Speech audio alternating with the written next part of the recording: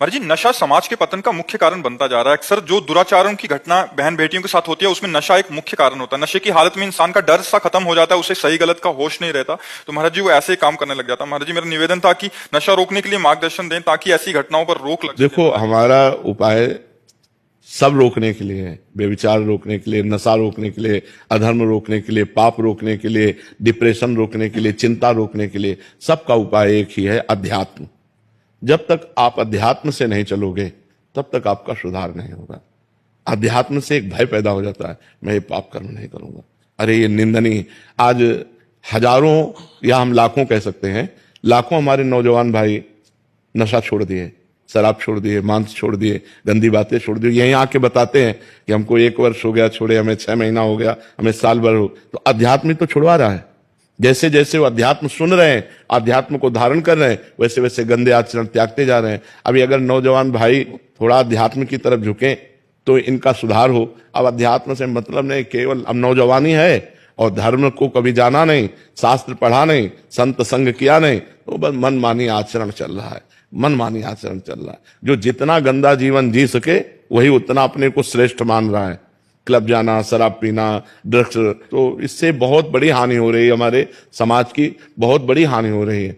अब एक गृहस्थी में जो नया लड़का ब्याह करना चाहता है वो बहुत डर गया है। पति पत्नी में विश्वास चला गया।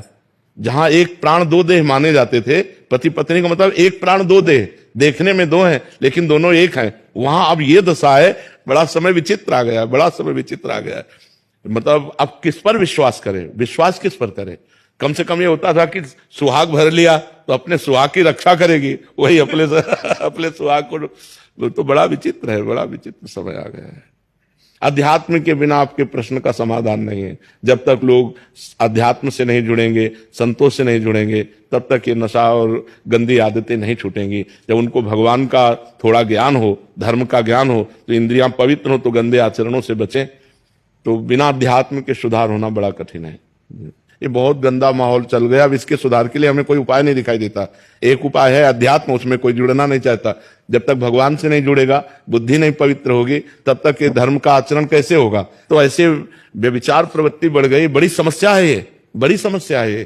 कि मतलब बच्ची सही है तो बच्चा व्यभिचारी है, बच्चा सही है तो पत्नी व्यभिचारी, बड़ी समस्या आ रही है। अब इसमें जब तक दोनों सही ना हो तब तक आजीवन निर्वाह होना बड़ा कठिन है। और ये गृहस्थी के लिए अनिवार्य है।